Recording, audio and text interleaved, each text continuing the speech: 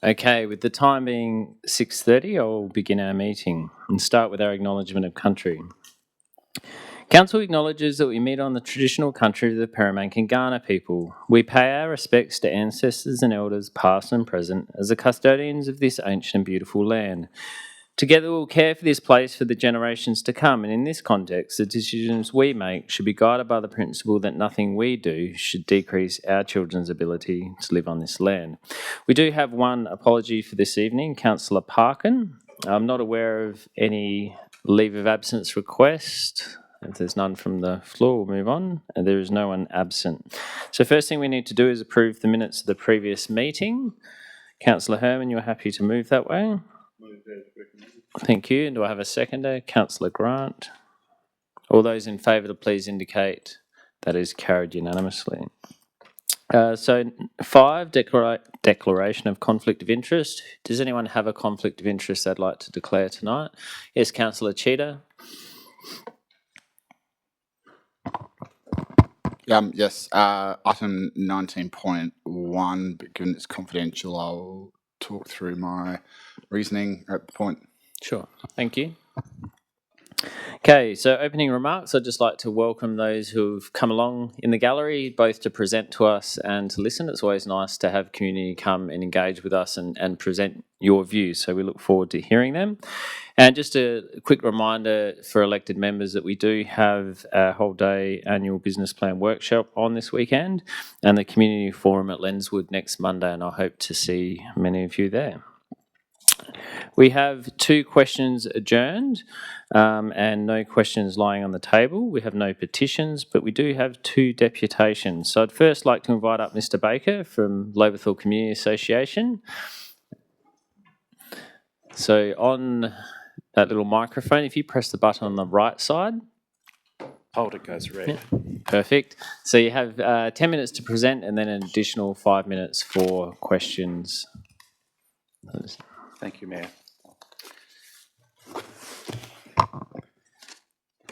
It moves. Good evening, Mayor and Councillors. My name is David Baker and I'm here this evening on behalf of the Loberthal Community Association and the residents and businesses of Loberthal. Before I begin my deputation, may I provide personal congratulations to Councillors Gadigal and Trescothick on your recent election, and to you, Mayor Daniel, on your recent election as Mayor. Firstly, I would like to acknowledge the work Council already does across the hills in managing a complex and often competing road network, and I'll be talking about roads in and around Loberthal today. We understand that Loberthal, like many townships, sits across both council and state-managed infrastructure, and this creates challenges in achieving consistent outcomes. What I bring tonight is not a list of complaints, but a set of considered community-informed proposals for improvement.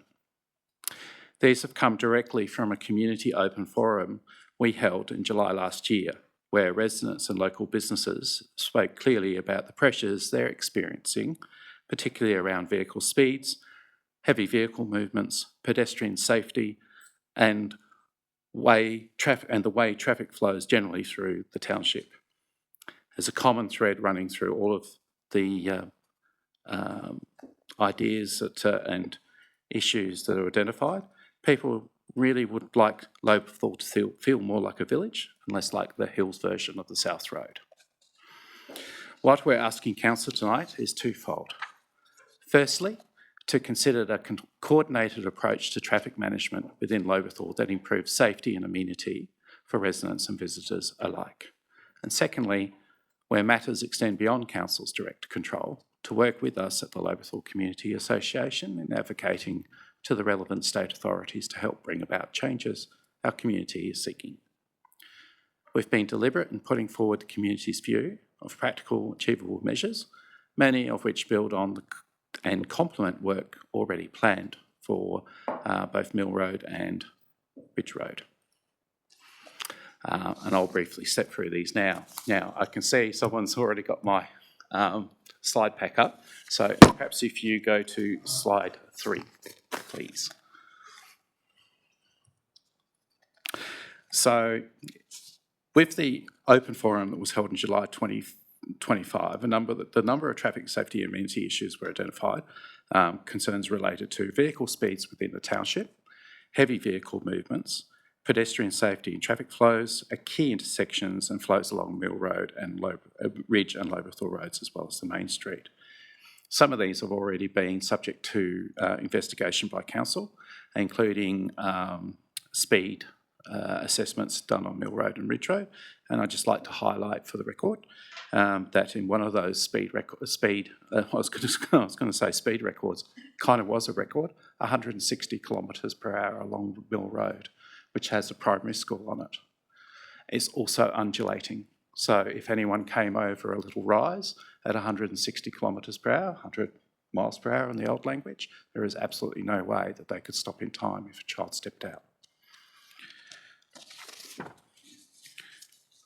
Next one, please.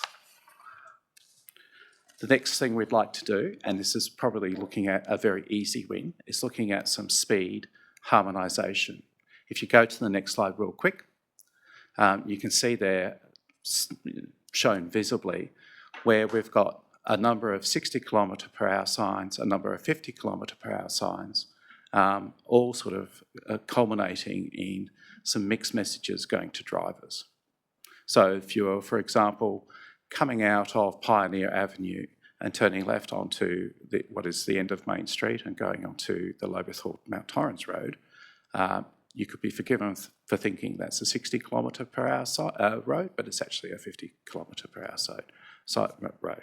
So what we're asking for there is to work with state governments to actually harmonise all of the speed limits in general to a 50 kilometre limit, with an exception I'm going to talk about in a minute. Next slide, please. Yes, certainly, Malcolm.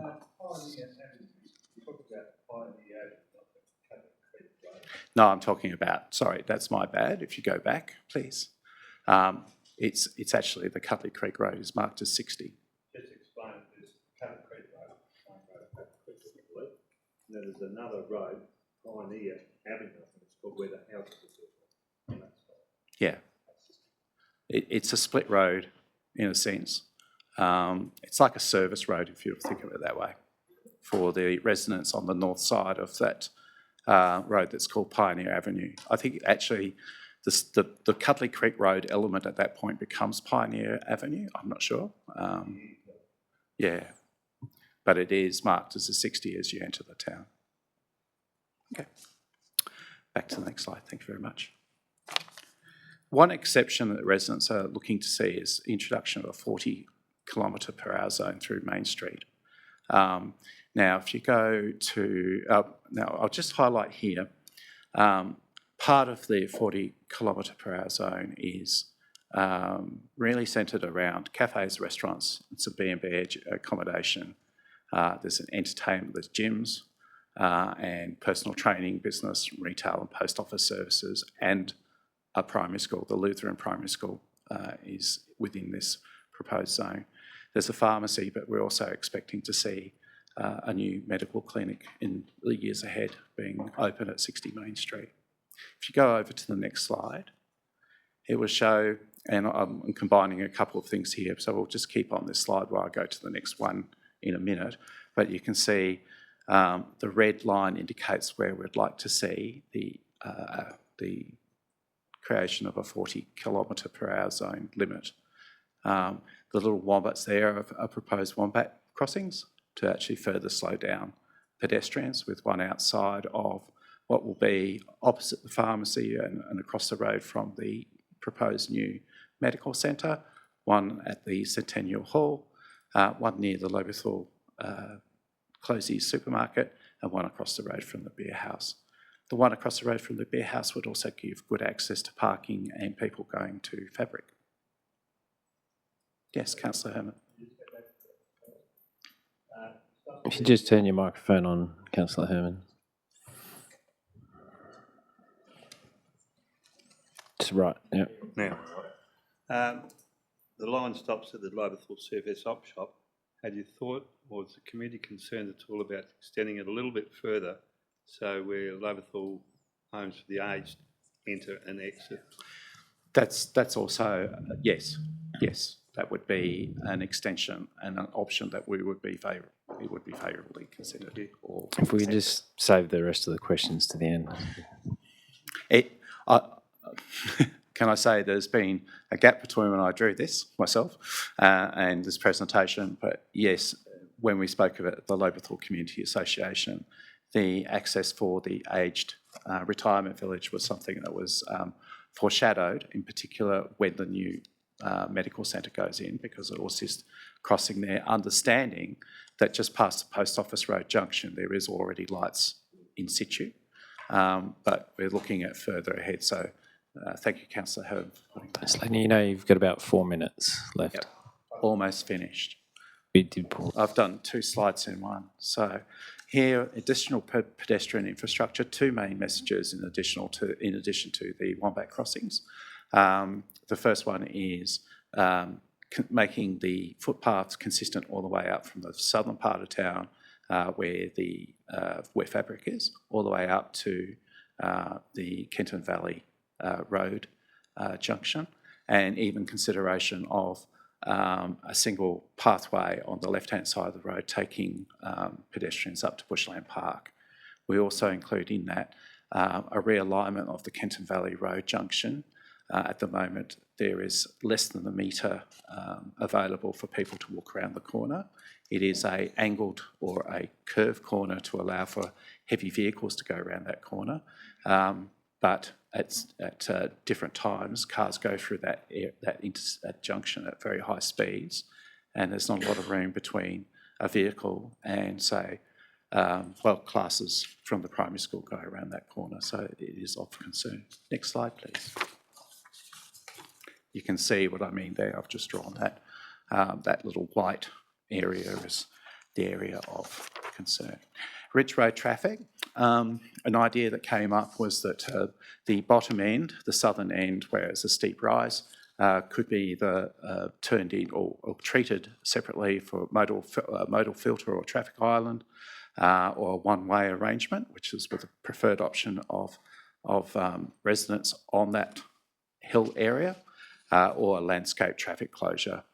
So what we're trying to do there is to stop cars from flying up the hill under hard acceleration, and also cars coming down the road. Some residents have noticed that cars actually enter the Woodside Road without really checking to see or giving way properly, and there have been some close calls. Next slide, please. And there, it's just depicted So next slide, please. The next one is we've got some feedback from pedestrian traffic near Fabric, and what has been suggested is the introduction of a small roundabout, just as a hint for drivers, particularly coming along Lobethal Road. It's about 1 minute. Yeah, very close to finishing. Thank you, though, Councillor Mayor. Just as a way of slowing up traffic into that space, and also giving a little bit more driver cues for which way people are going, because sometimes people coming along Main Street heading south will continue along Lobethal Road with Woodside Road drivers pulling out in front of them. Next slide, please. And the last one, and traffic calming Mill Road. I think I'll leave you to read through that given my time, because the last slide is probably more important. So next slide, please. Next slide. Heavy vehicle routing controls. This one requires probably a little bit of a research spike to have a look at it, but what we're looking for is, and if I take you to the next slide, please, it's better to describe it, that we find ways of limiting traffic coming to Thomas's Food to make sure they're coming along the Mount Torrens Road. We do have vehicles going to Thomas's Food coming through Lobethal, which is quite smelly and horrible, and also adding to traffic. And we're looking for the ability to move traffic around Lobethal rather than having it go through. It is a natural hub, unfortunately. It's just a fact of geography, but we're looking for ways to mediate that. Lastly, along Mill Road in particular, we're looking for tonnage signs to be, tonnage limit signs to be at both ends of the road to stop heavy vehicle traffic travelling along that road as a means of getting around Main Street, which we've seen. I think if you go to the previous slide, I think we had, oh no, next slide, my problem. Next, keep going back, forward, sorry, forward. One more. I think that's the last Yes, slide. okay. Yeah. We did have one slide in there that showed the jackknife BW Oh, that yes, was I stuck near remember the school. that. On one of our earlier versions, which has slipped that one. Happy to Excellent. provide that later. Thank you for your... That's okay. There is some time for questions. So Councillor Cheetah. May I indulge myself with 2 questions? We'll see how we go. Okay. Thank you for, I guess, coming and raising some of these. I've actually looked on an old email which had a list of these and some sort of semi-answers to it, but I guess it's quite a bit there. It probably feels like a bit of a shopping list, which is fine. I guess from a prioritisation perspective, you know, what are the priorities in terms of that immediate need? It's an excellent question. I think harmonising of signs are a really easy win. And so if I was to look at it through the prism of what can be done and what can be achieved and what would bring some immediate benefits, harmonising of signs, because it's an easy one to do and it should be done. It's a no-brainer. Over time, we would like to see a reduction in the heavy vehicle traffic, because particularly through the pinch point where the 40-kilometre zone is, the heavy vehicle traffic going through town, they're professional drivers to the main, and they observe the speed limit. But with cars, I'm talking about the Lutheran School where Emma and Ivy is situated. There are cars on both sides of the road. It is possible for children to step out into the road, and at 50 kilometres per hour, a B-double coming down that road is very, very fast. So my view is it's a question of when, not if, in that scenario. So I'm going to give you 3 priorities. Harmonise the signs. There's a lot of work already going on with Ridge Road and Mill Road prioritised.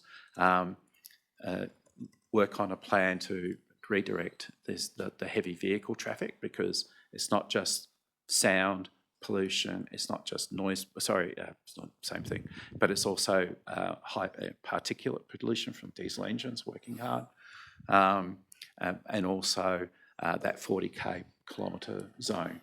These are easy wins, and I think they would be the highest in our priorities. Sure. Does anyone else have a question? Councillor Grant, then I'll come back to you, Councillor Cheetah, if there's time. Yeah, thanks for coming in, Mr. Baker, and thanks for your presentation. Yeah, and I'm certainly aware of the truck issues there, because there's so few ways through Laverthall, and weight limits on Mill Road would help, but it mightn't stop semi-trailers without a load. It's partly a length issue. But in terms of getting heavy vehicle traffic out of the township completely, do you think there's measures to do that? Would weight limits do it? Of course, there's some legitimate traffic, heavy traffic trying to go through the town to get, there isn't an easy way around. But I'm just looking at that map there. What means do you think there are to encourage heavy traffic just to avoid the township completely? Yeah. We would have to rely on signage. I don't think it's... Have a look at the map. I implore you to have a look at this map. It is a geographic nightmare, because if you're coming south and heading north, you go through Laverthall. If you're coming from Adelaide and you're heading to Mount Torrens, you go through Laverthall. There's no real way around it other than through signage, encouraging professional drivers to observe the fact that we're asking them not to come through Laverthall, and that there is a preferred pathway for them. I'm also mindful that we don't, we've got friends in Charleston, which, there are winners and losers in any sort of situation where you're seeking to move heavy vehicle traffic. So what we're looking for is probably, I know some in the community would look for outright bans, but I think the constructive way forward is to look to use signage, and including in that signage for those vehicles that do have to come through Labourthorpe, signage that says don't use engine braking.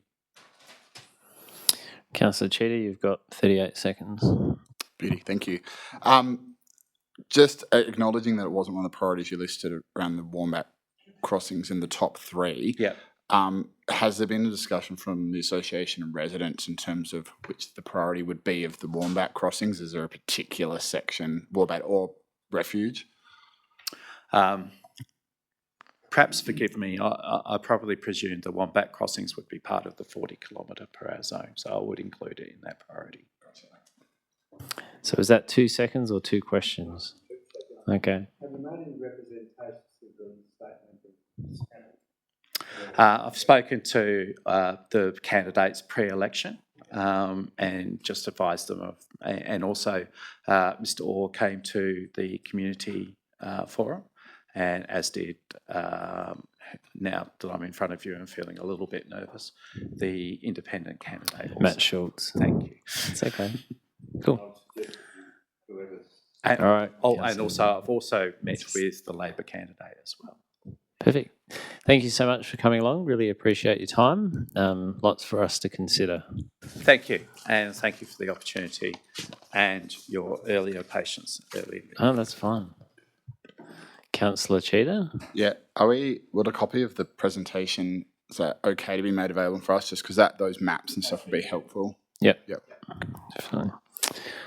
Okay, so we'll move on to our second deputation, Mr. Medlow from Woodside Rec Grounds. If you'd like to come forward, similar process. You've got 10 minutes to present and then an additional 5 minutes for questions.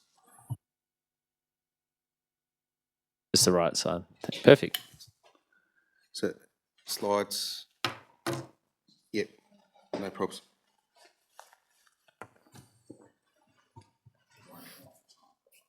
That's all right, I've got 6 minutes. Okay. All good. Good evening, Mayor and councillors. My name is Craig Medlow, who resides at 2 Naryn Avenue, Cumberland Park.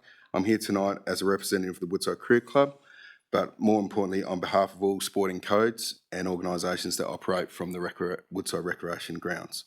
You've been provided a copy with a copy of the slides for this deputation, so rather than reading them word for word, my intention tonight is to talk to the, more importantly,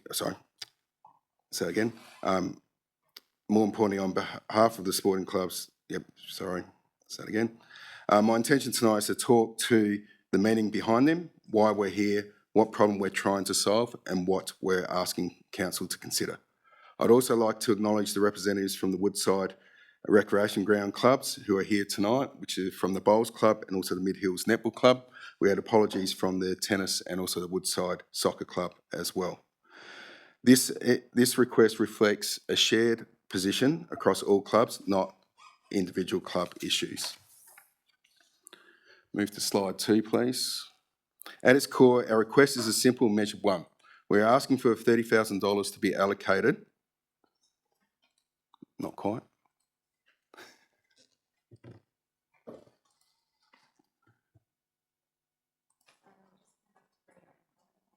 That's all right.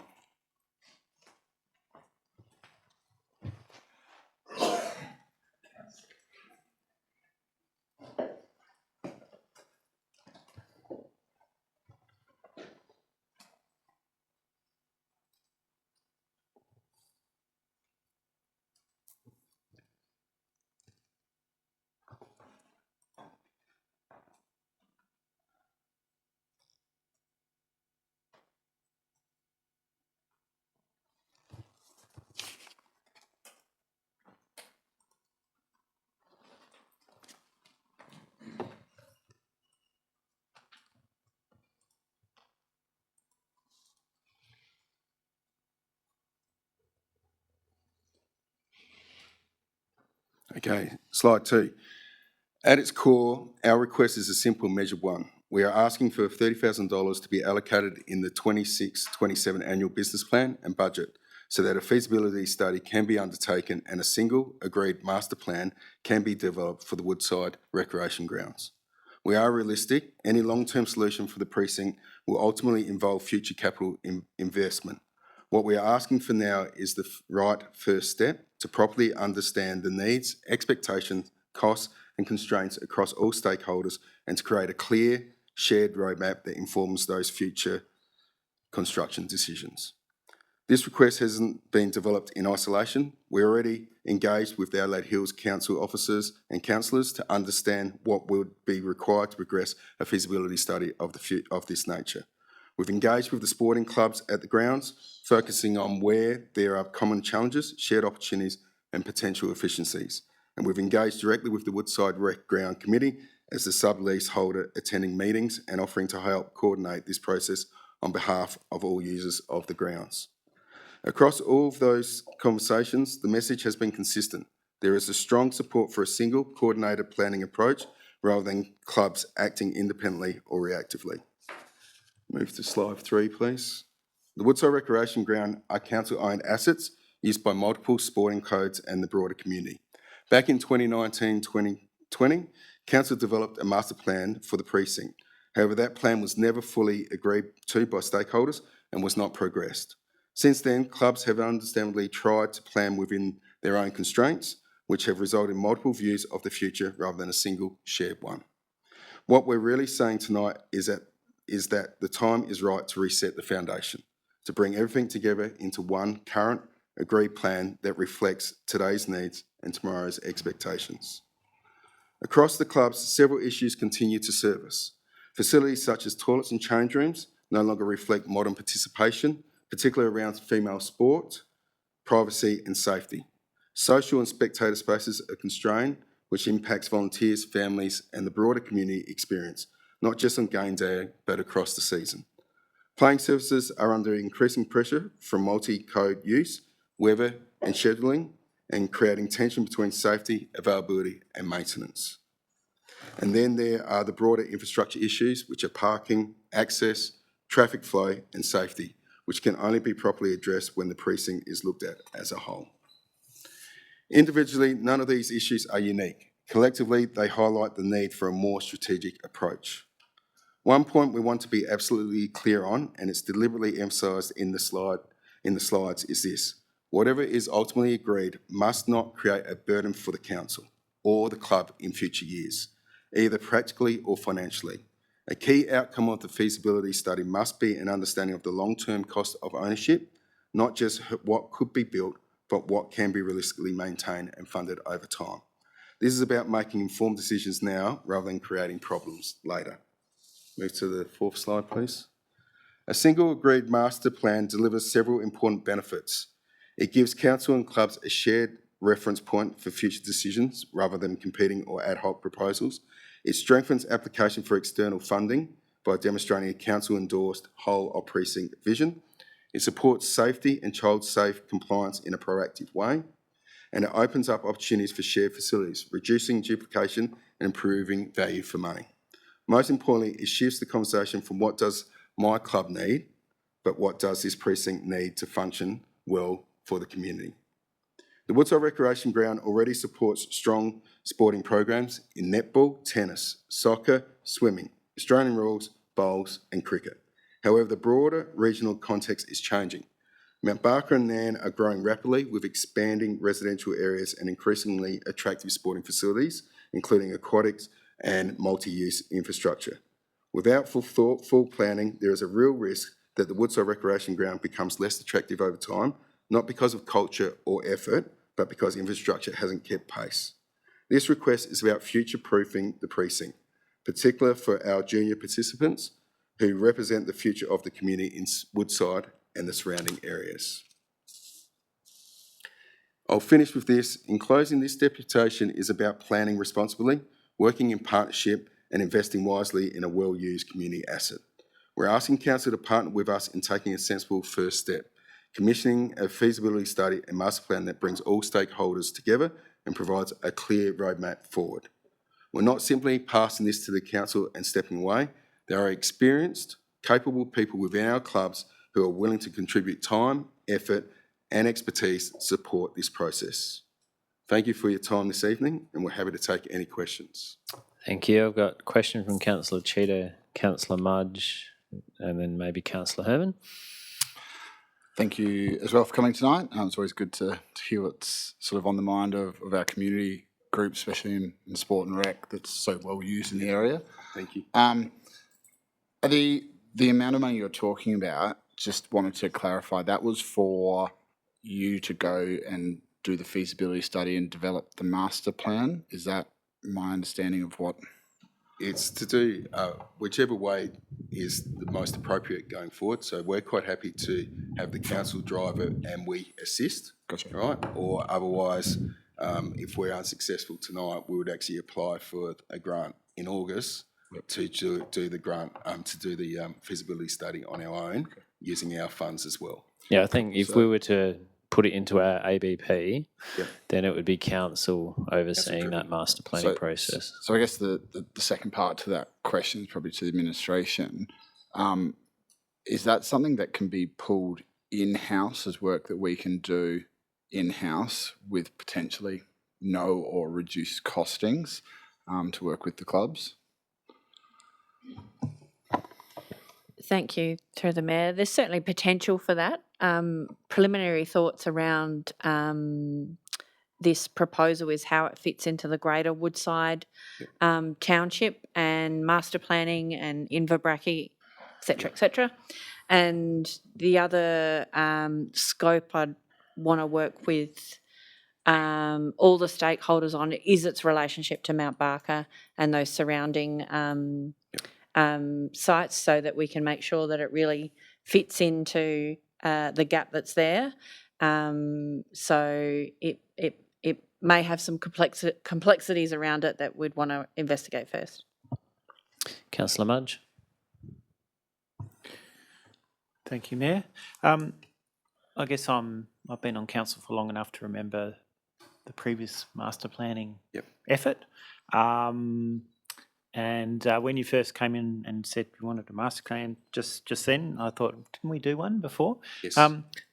In your analysis, what went wrong with that one that it didn't get the stakeholder buy-in that you were talking about? So I wasn't involved with the rec ground back in 2020. I re-entered in the Woodside Career Club around that time, taking a senior position.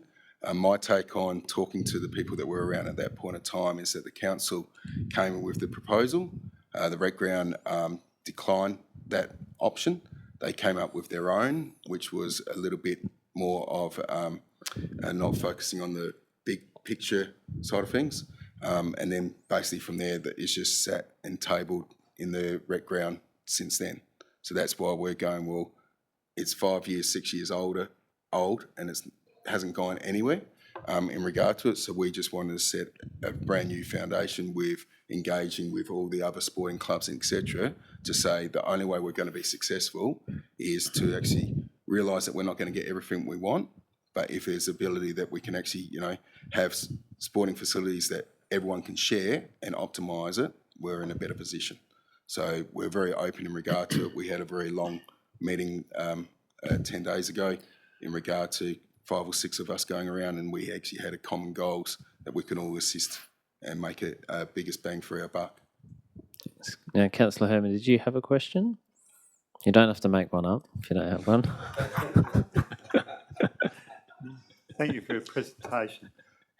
One of the factors you didn't mention in your presentation is the impact of Inverbrachy, though our director did mention it. Would you see any facilities at the Woodside Rec Ground now, in time, being able to cater for an influx of X number of houses and families there? So at the present time, all the sporting clubs are actually growing. We identify that, in the cricket, for example, we've gone from 4 senior teams and 5 junior teams to 4 and 9 in the last couple of years. I know that the netball, talking to Flick just before, they were expanding in regard to the number of people there. When talking to the soccer club, exactly the same as well. So the thing is that, like we, for example, on Friday nights, we have 3 home games on our oval, on our 2 ovals, and we served 110 meals, was our best Friday night for everyone there. So we can accommodate in regard to it. And I'd say Mid Hills netball, if you ask Felicity, would be in the same boat, that they expand it. If they have too many teams, they do a Friday night competition, which they held a few years ago as well. So we can always accommodate if there's more there, because it's all about getting the kids and the younger ones to actually participate. And we have to always realise that the Woodside Rec Ground area is not just for Woodside. Right? We've got people coming all the way from Mount Pleasant, coming from Kersbrook and etc. As well, through the netball and also through the soccer side of things, because at the present time, Woodside Soccer has only got Woodside, and then you've got Birdwood, right? So that they draw a lot of from other areas of the council as well.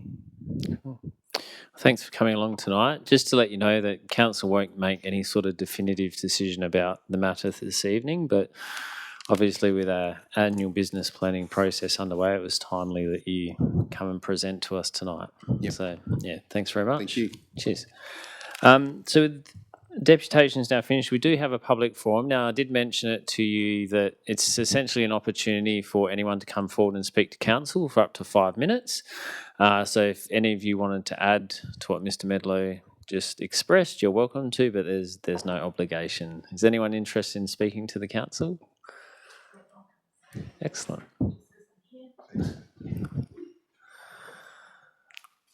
So if you could just state your name and location, and then the floor is yours. Okay, so my name's Felicity Duffield. I am the president of the Mid Hills Netball Association. So I actually reside in Echunga.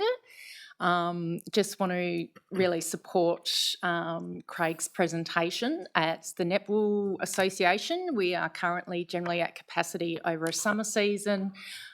We have just had another club join us, which is Meadows. So we actually cover Mount Barker Council areas as well as the Adelaide Hills Council area. Our main thing is maintaining good playing surfaces, as is all the other clubs, and just a little bit of improvement and progression for the facility. So it is actually more, I suppose, more community-based and having options along those lines as well. So that is all from me. Thank you. Perfect. Thank you. Does any elected member have a question? No, you get off scot-free. Thanks for coming along tonight. So that is the end of our public forum. We do understand if you have other commitments tonight, you don't have to stay and remain for the rest of the meeting, but you're welcome to if you want to. No worries. So we don't have any presentations tonight. We don't have any questions on notice. We don't have any motions on notice. So we do have a number of administration reports, the first one being the composition and operation of the CEO PRP. Dr. Gill, do you have any new or additional information you'd like to provide the chamber?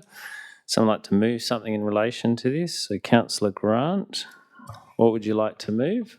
I'd like to move a motion that the administration have, and which I've circulated to elected members earlier today. If that could be placed on the screen, it would greatly assist.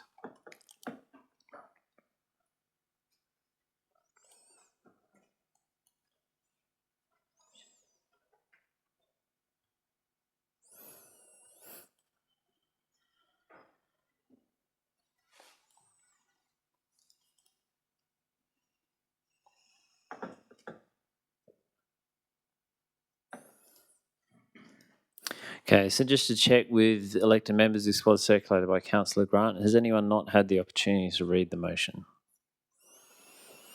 Okay, given that, I'll allow you to move and speak to the item. Great, thank you, Mayor. And firstly, can I thank Dr. Gill, as always, for an excellent report. There's a lot of material in the report. We have input from our own governance team, of course, the Local Government Associations, material from the qualified independent person, Michael Kelledy, and we even have a viewpoint from our CEO. Thank you for that. So I think I'll try and clarify and summarise things, because I think it's a lot simpler than such a large report would indicate. But in opening, it's clear from the report that our panel can be slimmed down. Other councils have much smaller panels, and they operate sufficiently well like that.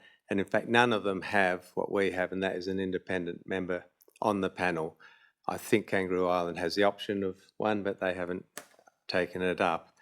But I'll just run through the background of this to how we got here. So this is a report we asked for on my instigation in January. Under the terms of reference, our CEO Performance Review Panel has 5 members, namely the Mayor, the Deputy Mayor, 2 other council members and 1 independent member with relevant skills. We also have a qualified independent person. That's something that came after our terms of reference were written, and it essentially created a duplication. And it was only, I think it was in fact Dr. Gill who realised that our independent person on the panel didn't meet the legislative requirements. So we then had to bolt a qualified independent person on the side of the panel who wasn't a member of the panel. What I'm trying to do is just tidy that up. It evolved from a situation where we had no governance person at one point, and we employed Kelly Jones to fill that gap, then to fill the qualified independent person role. We recruited a lawyer, we tendered for lawyers to do the role, and then we recruited and obtained a HR consultant. So we really have 3 bodies supporting the panel when we probably only need 1. To my mind, that's overkill. It's quite expensive, and it's not giving us exactly what we need. We can roll those roles into 1, which will be a qualified HR person. There's a whole range of skills that the Local Government Act defines they can possess. That's something the panel will decide. So what I want to do here is take option 4, which is described, which is slimming it down to 1 qualified independent person who has HR skills, can provide the guidance for developing key performance indicators and doing the other important roles of the panel.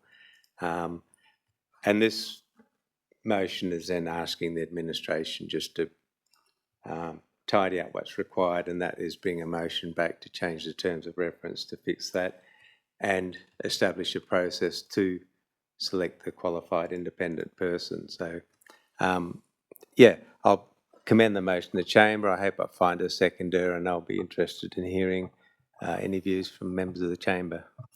Thanks, Councillor Grant. Do we have a seconder? Councillor Cheetah, do you wish to speak to the item?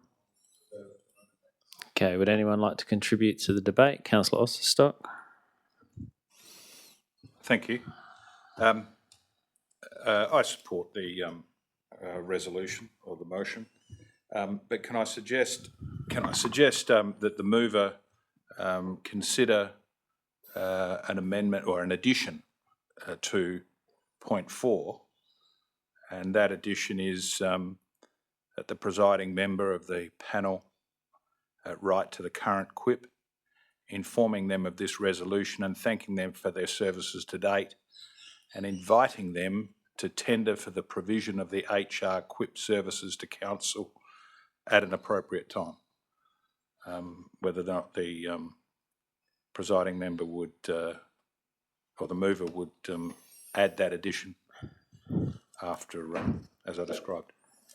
Yeah, thank you, Councillor Osterstock, for that suggestion. I'm reticent to extend an offer We such just as say that. we don't generally debate a suggested Okay. variation. So Oh, of at this course point I you can don't. say no. If you wish to address it as part of your right of reply, you can do so then. That's correct, yes.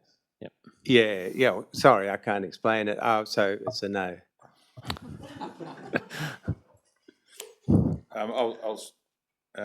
You can continue to speak to the item if Thank you you. wish. It's been moved and seconded? Yes. Yeah, I'll seek to move an amendment.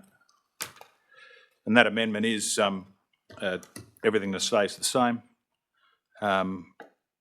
That after, at point 4, after date, and inviting them to tender. Just give us a moment. Just so we can capture it Sure. as you say it. Yep, ready to go. And inviting them to tender for the provision of HR QUIP services to council at an appropriate time.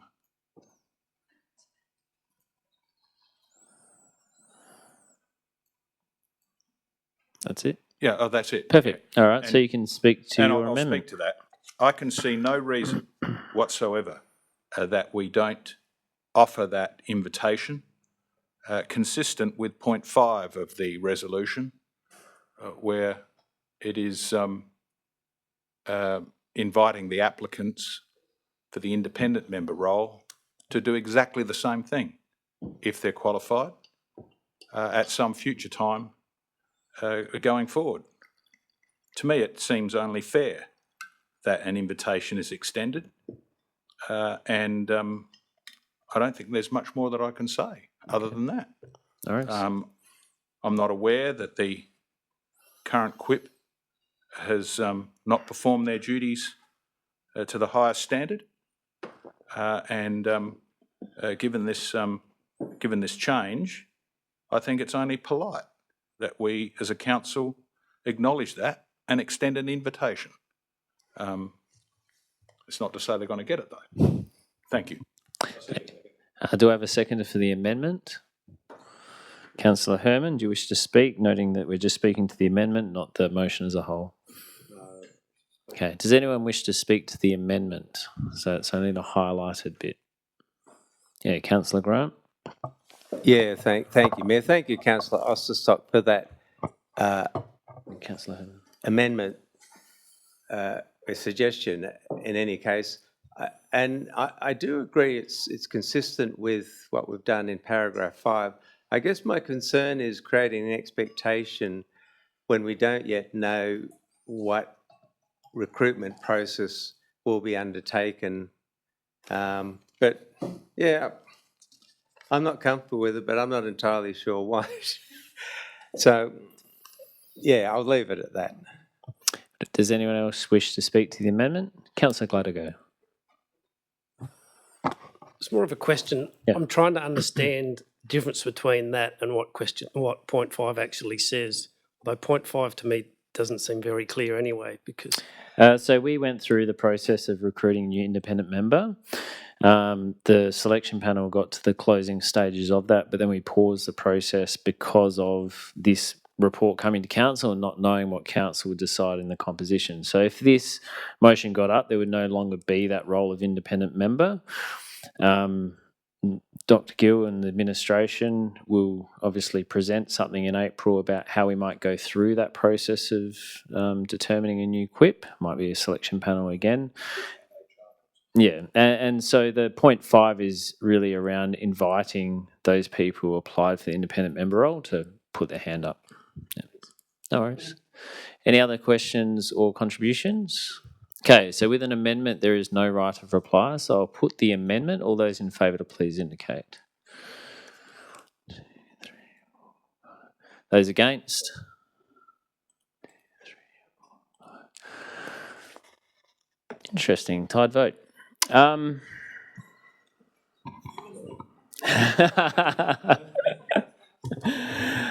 So I guess given that it's an invitation only, and that we are not in any way suggesting that the current QUIP would be any more favoured than someone else. I see no issue with saying that they can apply. The process in which we go to recruit that is yet to be decided, and that might guide the validity of that application, or I guess how that's weighted against other skill sets. So with that in mind, I'm comfortable to support the amendment. So with the motion now as amended, would anyone like to contribute to the debate, noting we have Councillor Grant, Councillor Cheetah, Councillor Osterstock and Councillor Herman considered to have spoken to the motion as a whole, because the amendment mover and seconder can't speak again. Councillor Mudge, you'd like to speak to the item? I actually have a question. Sure. Now, I don't know if this if the mover could answer it, or whether the administration can answer it.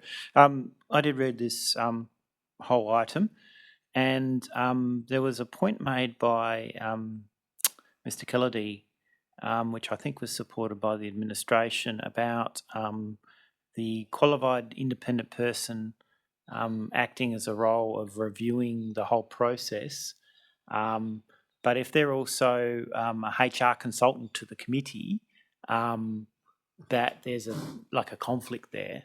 How would this overcome that conflict? Because they're essentially to a certain extent reviewing their own work.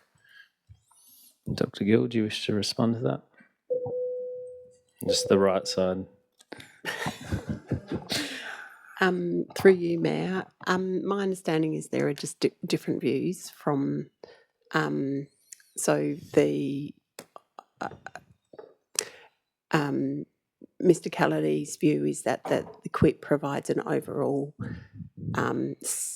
has to be it's a deeper level of independence, I guess, is his view in terms of making statements around the whole process.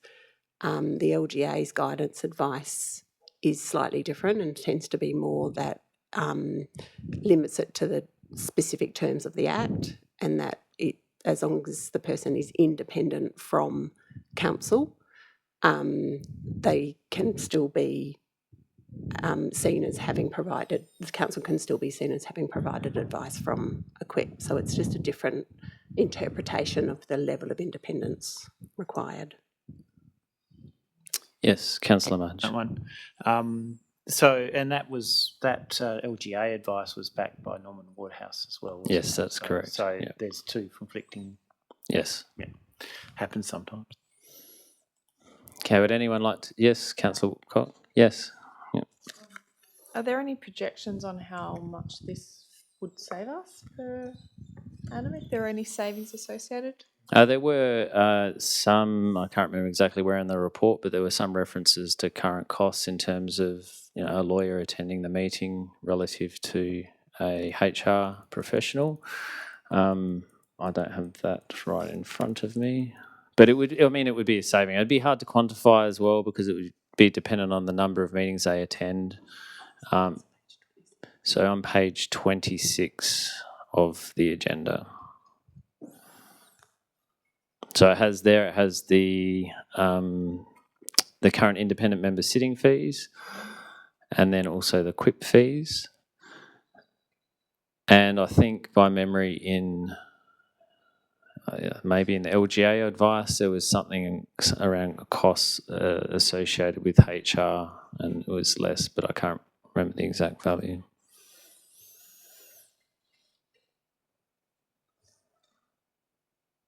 Would anyone else like to contribute to the debate? Okay, Councillor Grant, your right of reply. Yeah, thank you, Mayor. Thank you, everyone, for your contributions, and especially Councillor Osterstock, I think, for creating an improved and consistent motion. As always, we get it right, I think. Just a couple of points regarding costs. The costs of on the report of the independent member from February 2024 was $6,725. Of having Michael Kelledy just from June last year till now was $5,410. It's roughly $1,000 a meeting, and I think our meeting in January cost $1,000 to have Mr. Kelledy on the screen. And the HR consultant there was about $14,000 from early 25 to now, and of course that's doing the bulk of the work, including gathering data and the staff surveys, and which is they do a lot of work for that money. I think that's good value for money.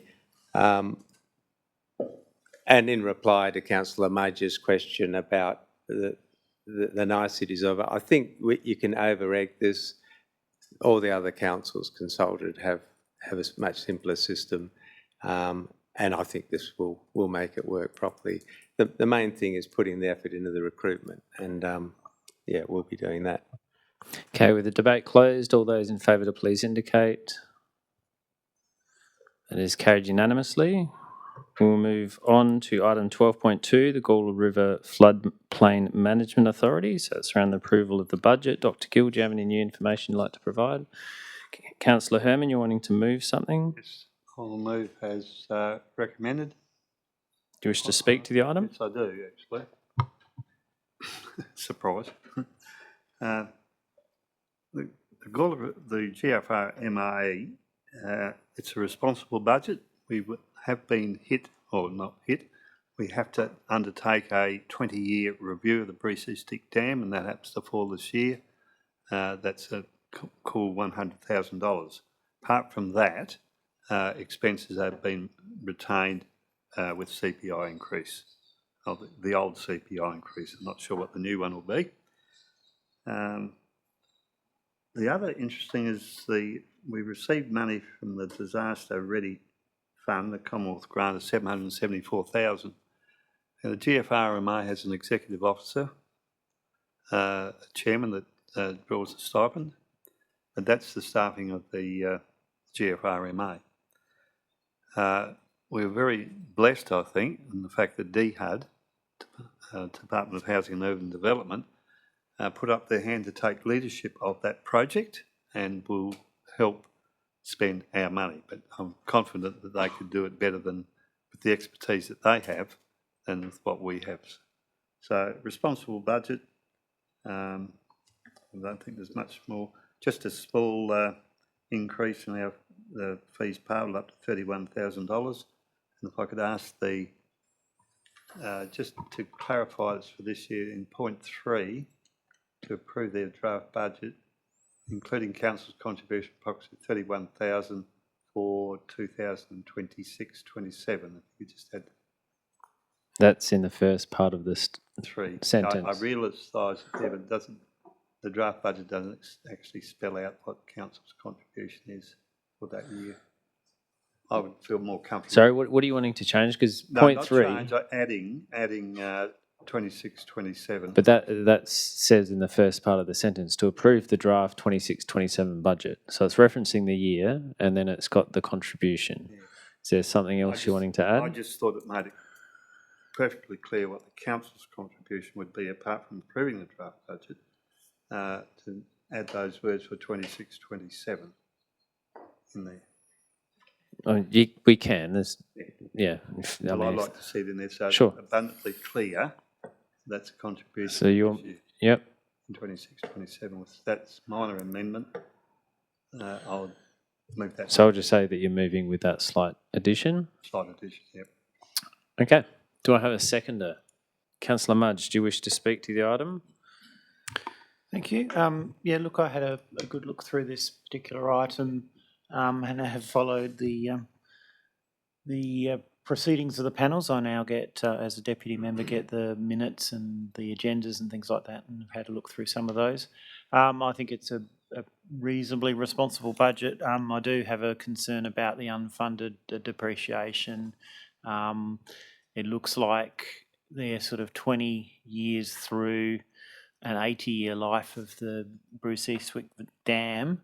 And I guess I have in the back of my mind what's going to happen when you do need to renew that dam. If you're not depreciating, you're not putting money aside to renew it. And I think the valuation was something like about 58 million, sorry, not 58,000, 58 million at the moment. But I suspect with prices going up, we'll be looking at 200 million or something plus by the time you get to the end of the 80-year life. So that's my only concern, and that's reflected in the something like about $900,000 deficit that they're running at the moment. Other than that, I commend the motion. Would anyone else like to speak to the item?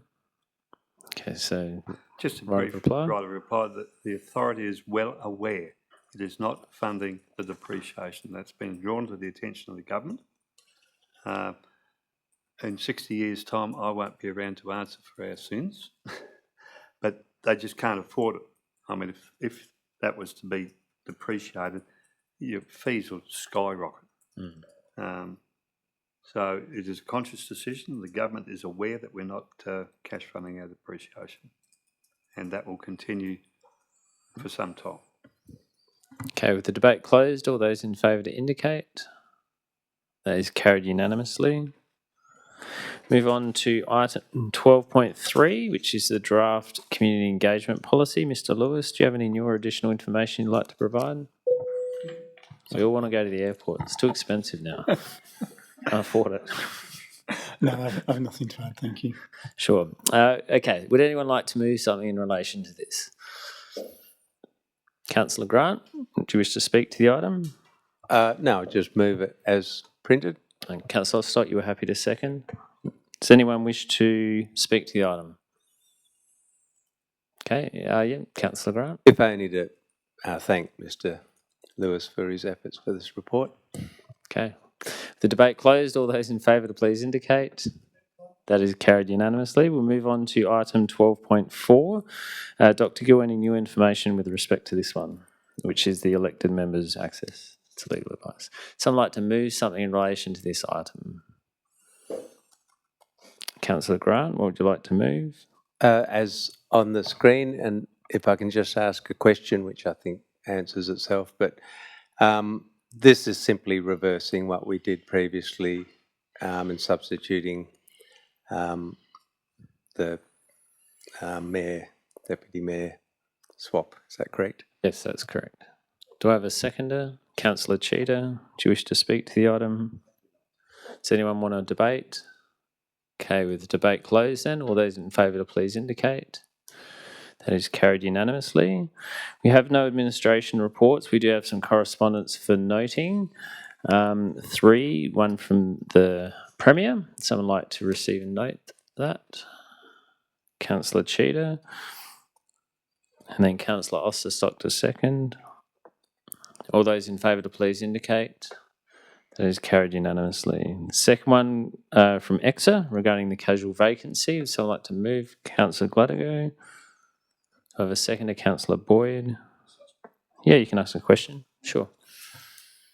Are we satisfied that the Commissioner has got it right? Dr. Gill. Because to me, it doesn't appear right. By the time they're in the chamber, it will be 6 months and a term. Anyway, yeah, Dr. Gill, do you want to share anything with respect to that? Through you, Mayor, I'll probably restrain from making a comment on 3 lots of Crown advice, but Oh, they got 3 lots of Crown advice, each saying something different. I can let you know that we had originally had advice from EXA that we did not need to fill the vacancy. My understanding is that was based on Crown advice. They subsequently had second Crown advice that advised that we did need to fill the vacancy, and on some pushback from me, they sought more senior third advice from Crown that has determined that they do need to fill the vacancy.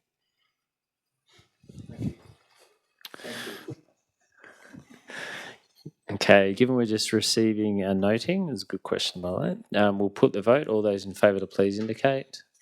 That is carried unanimously. And then we have the third one from Robert Sims regarding their response to the Southern Hills. Would someone like to receive and note that? Councillor Grant. Do I have a seconder? Councillor Cheetah. All those in favour to please indicate. That is carried unanimously. Okay, do we have any questions without notice? Yes, Councillor Gladego. Oh, you got a motion? Yeah, that's fine. We'll get to any questions? Yes, Councillor Mudge. Oh, no, are you both keen on motions? We do have a couple of motions without notice. So, Councillor Gladego, I'll go to you first. We'll just get the motion up on the screen.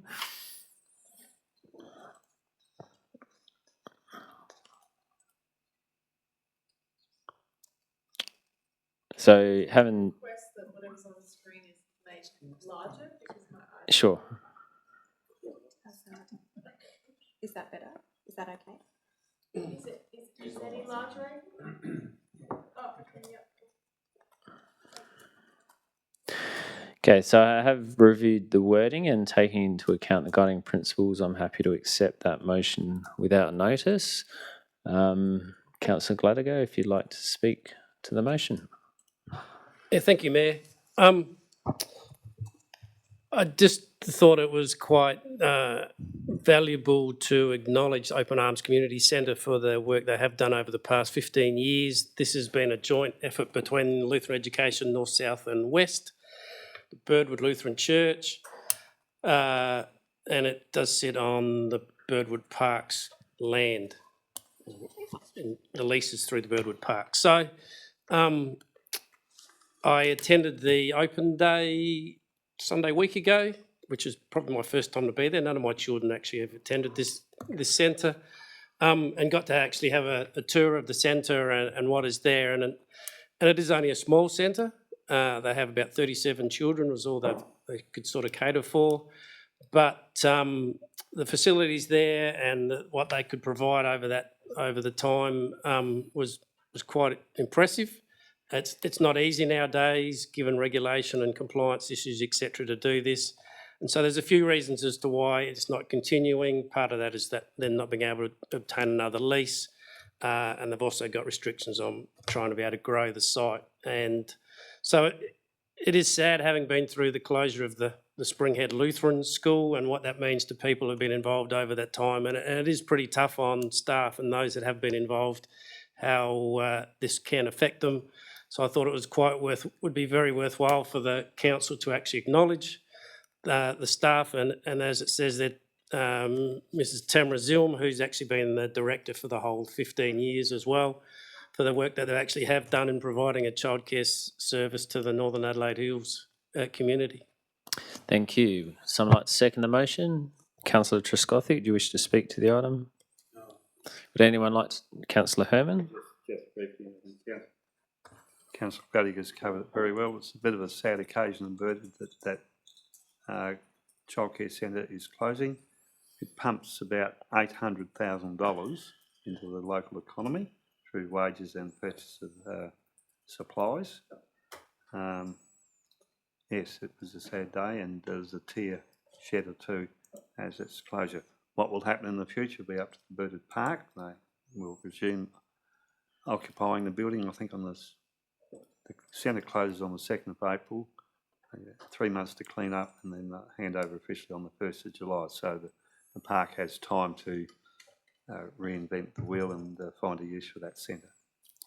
Thank you. Would anyone else like to contribute? No need for a right of reply.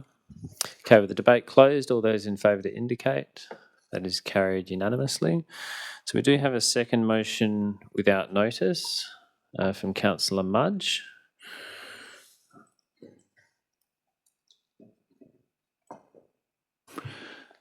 I circulated that via email to governance and Yeah, so it's elected members.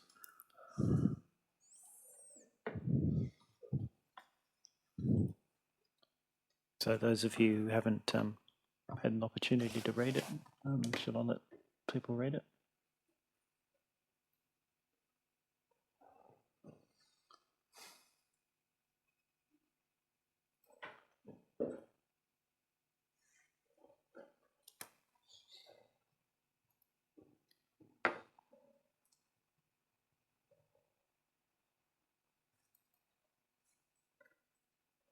okay. Again, taking into account the guiding principles, I'm happy to accept that motion without notice if you'd like to speak to it. Thank you, Mayor. Yes, well, and I mean, it's pretty obvious. We were talking about it over dinner before this meeting. The state election was held on the weekend, and the Malinauskas Labor government was returned resoundingly. And this motion basically congratulates the Premier in particular and the government for their re-election, but also congratulates newly and re-elected members of Parliament in our region. And we do have some new members. We have, I believe, it looks like Matt Schultz, independent member for Cabell, will be a new member, and Matthew Marizoli, I think his name is, Morosi, for Morialta. And we also have continuing members, Ashton Hearn, who presumably may continue as the opposition leader, but we'll see what happens with that. Hyson is still up in the air at the moment. very, very close, that one. So it'll be very interesting to see what happens. But I think probably, despite that, I think the points 2 and 3 are really important as well. Expressing that Adelaide Hills Council will continue to work constructively and collaboratively with the government to deliver positive outcomes for our community. There are a number of issues that we brought up to the different candidates and to the governments and to the opposition throughout the campaign, and there were some commitments given, and I think there were some positive outcomes from that. It doesn't mean that we can't continue to advocate for our priorities as well. Part 3 basically is exactly that, identifying and communicating our strategic priorities within this council district, and ensure that we continue to advocate for our community to the state government. So I commend the motion. Thank you, Councillor Mudge. Do I have a seconder? Councillor Boyd, do you wish to speak to the item? Does anyone wish to contribute to the debate? Okay, no need for a right of reply then. You do wish? You can. Yes, it's more to note something rather than contribute to the debate, but just that the relevant, when we talk about number 2, relevant cabinet ministers, they are being announced tomorrow, and we may not have their contact details for some. Yeah, I mean, I guess in terms of the implementation of this, we'll have to wait a little bit. Like Hyson, we don't know. It's very close. We might not know for a week or so. So yeah, we'll wait until we know who in those roles before we reach out. Okay, so no need for a right of reply, so I'll put the vote. All those in favour to indicate. That is carried unanimously. Okay, we'll move on to reports. My apologies, I like to try and circulate what I've done once a month. I did not get to that, but I will send it via email. So if you have any questions, you can reach out directly. So we'll pass it over to the CEO. Thank you, and through you, the Mayor, I've just got a slide or two to put up when we're ready.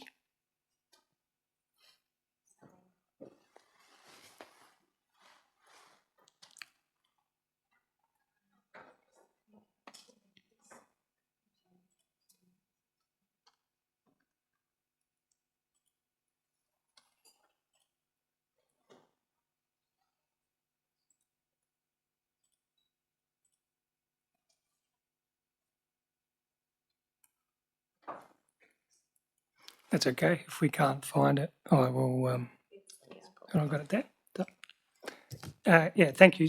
Starting off just with the fabric site, there's a collaboration with the Jam Factory. They're running an exhibition, New Exuberance. It's bringing together contemporary design of art and fashion, celebrating textiles, of course, and it's open till May. So encourage elected members or encourage the community to go to fabric. Next item that I'd like to talk about is the old woolen mill rectification project. We're in the midst of replacing the wall on buildings 15. They've commenced with demolition. They want to retain as many bricks as possible, and the purpose is to rebuild it, and they're well and truly on track, well in advance by about 2 weeks, and looking at finishing that by the end of June.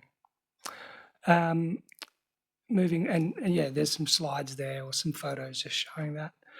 Some major road works at the moment. We're undertaking, no, back a slide. Oops. Back.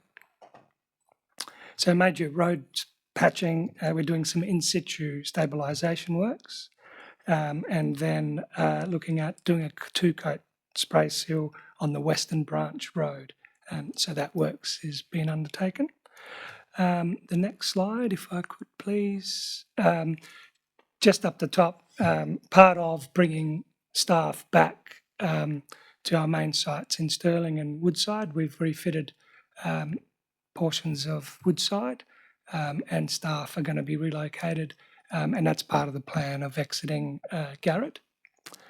So that's some photos up the top there. The photo on the bottom of the page is Uradler Institute renewals, and I'm sure Jade's talked to you about that.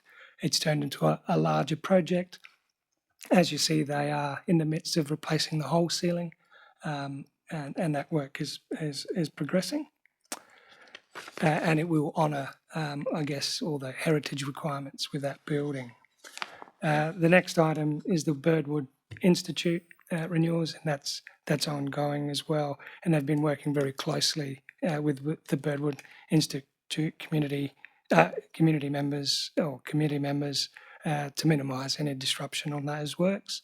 And those works looking at running until the end of between March and May this year. So that's a brief update of what's happening to date. But what I'd like to finish off on, if those that haven't caught up with their emails, I'd just like to take the opportunity to recognise Zoe Gill for her efforts and her professionalism for the couple of years that she's on board. She's been invaluable with the direction and the stabilisation of this council. So I'd just like to take the opportunity to thank her for effort. And of course, I'll let you know how we can celebrate her departure of the council over the next couple of weeks. So thank you.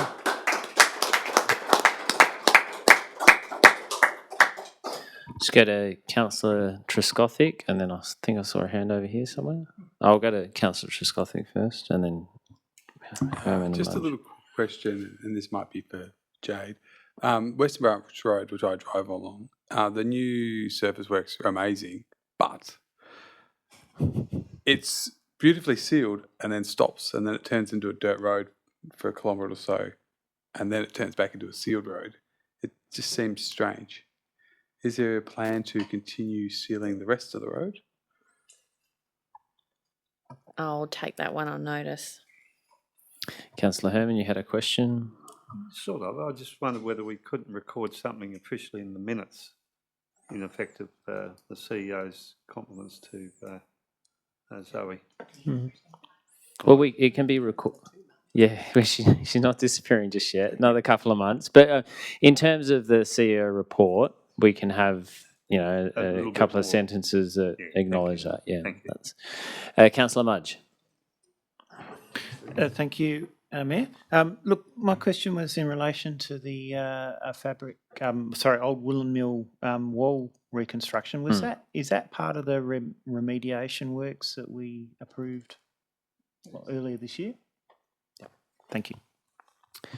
Any final questions? Thank you, CEO. We'll move on to reports of committees. We do have one from the Council Assessment Panel. Hold on. Going back to more questions. No, sorry.